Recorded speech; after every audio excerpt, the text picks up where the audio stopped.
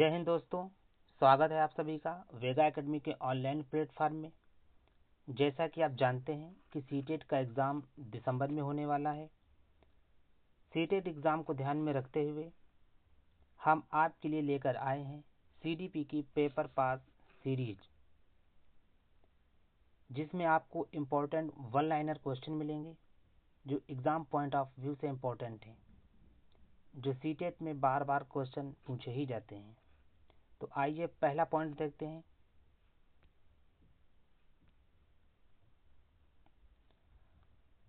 पहला पॉइंट कि शिक्षा क्या है। शिक्षा जीवन पर्यंत प्राप्त होने वाला अनुभव एवं ज्ञान है। अगला पॉइंट देखेंगे, शिक्षण क्रिया का केंद्र बिंदु क्या है। शिक्षण क्रिया का केंद्र बिंदु छात्र होता है। अगला पॉइंट है, शिक्षा वह है जो मुक्ति दिलाए, या फिर हम कह सकते हैं सा विद्या या विमुक्ति है। ये कथन किसका है? ये शंकराचार्य का कथन है। अगला देखते हैं, मनुष्य की अंतर्निहित पूर्णता को अभिव्यक्त करना शिक्षा है। ये किसने कहा? ये स्वामी विवेकानंद ने कहा है। शिक्षा का अर्थ उन सर्वमान्य विचारों को विकसित करना है जो प्रत्येक मनुष्य के मस्तिष्क में विलुप्त होती हैं। ये सुकरात ने कहा है। अगला पॉइंट, स्वस्थ शरीर में स्वस्थ मस्तिष्क का निर्माण करना ही शिक्षा है। ये अरस्तू ने कहा है। अगला पॉइंट देखेंगे, एजुकेशन को ई प्लस ड्यूको का संयोग कहा गया है। यानी क्यों कहा गया है? क्योंकि ई का अर्थ होता है भीतर से और ड्यूको का अर्थ होता है बाहर निकालना, यानी भीतर से बाहर निकालना। एजुकेशन यानी भीतर से बाहर निकालना। अगला पॉइंट है, साइक का अर्थ होता है यानी आत्मा। साइक का अर्थ आत्मा होता है। अगला पॉइंट, साइकोलॉजी का शाब्दिक अर्थ क्या होता है? आत्मा का विज्ञान। साइकोलॉजी आत्मा का विज्ञान है। अगला पॉइंट देखेंगे, विद्या से अमृत की प्राप्त होती है। इसका उल्लेख कहाँ पर किया गया है? ये यजुर्वेद में कहा गया है कि विद्या से अमृत की प्राप्त होती है। अगला देखेंगे, शिक्षा कैसा विज्ञान है? ये नियामक विज्ञान है।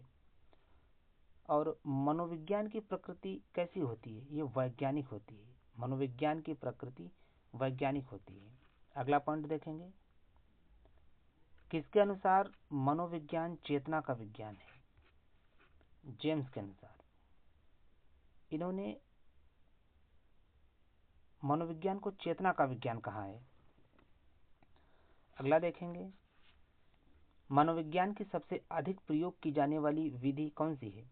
निरीक्षण विधि। निरीक्षण विधि में दूसरों का अध्ययन किया जाता है। अगला पॉइंट देखेंगे, शिक्षा मनोविज्ञान का अध्ययन अध्यापक को इसलिए करना चाहिए ताकि, यानी किस लिए करना चाहिए? इसकी सहायता से अपने शिक्षण को अधिक प्रभावशाली बना सके। अगला पॉइंट देखेंगे, शिक्षण क्या है? शिक्षण एक ज्ञानार्जन है। अगला देखेंगे, मनोविज्ञान का शाब्दिक अर्थ क्या होता है? यानी ये मन का विज्ञान है। मनोविज्ञान मन का विज्ञान है। अगला पॉइंट देखेंगे, मनोविज्ञान मानव एवं पशु व्यवहार का विज्ञान है। ये किसका कथन है? ये मॉर्गन का कथन है। अगला पॉइंट है, शिक्षा मनोविज्ञान में अध्ययन किया जाता है। यानी शिक्षा मनोविज्ञान में अध्ययन किया जाता है। ये मानव व्यवहार की शैक्षणिक परिस्थितियों का अध्ययन किया जाता है। अगला पॉइंट देखेंगे, मनोविज्ञान व्यक्ति के व्यवहार एवं आचरण का यथार्थ विज्ञान है। ये किसका कथन है? ये मैकडूगल का कथन है।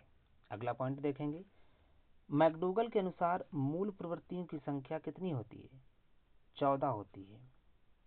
अगला पॉइंट देखेंगे, शिक्षा को मनोवैज्ञानिक आधार की आवश्यकता क्यों है?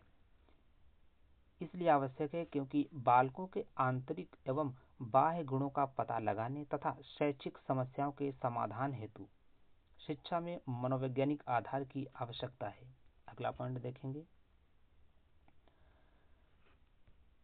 शिक्षा की दृष्टि से बालक की महत्वपूर्ण आवश्यकता क्या है? यानी इसमें बालकों के साथ मनोवैज्ञानिक व्यवहार की आवश्यकता है।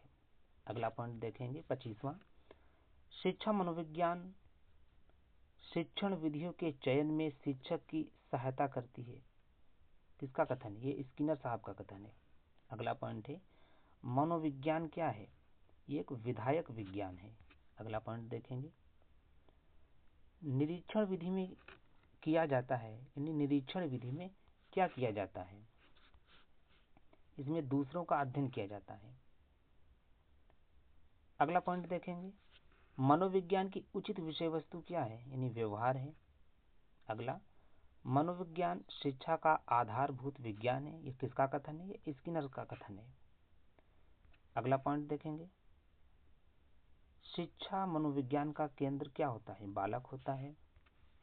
यानी शिक्षा मनोविज्ञान का केंद्र बालक होता है। शिक्षा को द्विध्रुवी किसने कहा है? एडम्स ने कहा है, एडम्स स्मिथ ने कहा है। शिक्षा के 3 ध्रुव कौन से हैं? एक तो शिक्षक, दूसरा शिक्षार्थी और एक पाठ्यक्रम। शिक्षा के 3 ध्रुव हैं, शिक्षक, शिक्षार्थी और पाठ्यक्रम।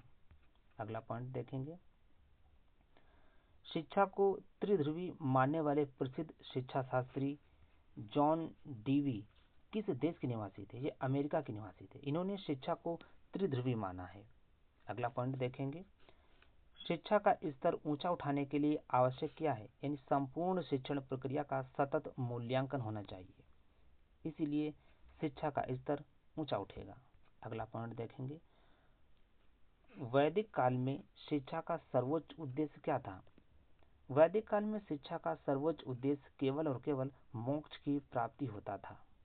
अगला पॉइंट है, वैदिक काल में शिक्षा का आरंभ किस संस्कार से होता था? यह उपनयन संस्कार से होता था। अगला पॉइंट, समावर्तन के समकक्ष संस्कार कौन सा होता था? यह उपसंपदा होता था। अगला पॉइंट देखेंगे, मुस्लिम काल में प्रारंभिक शिक्षा कहाँ दी जाती थी? यानी मुस्लिम काल में प्रारंभिक शिक्षा मकतब में दी जाती थी। मकतब का अर्थ होता है मदरसा। Thank you friends. सीटेट से संबंधित प्रोग्राम्स देखने के लिए सब्सक्राइब करें वेग एकेडमी।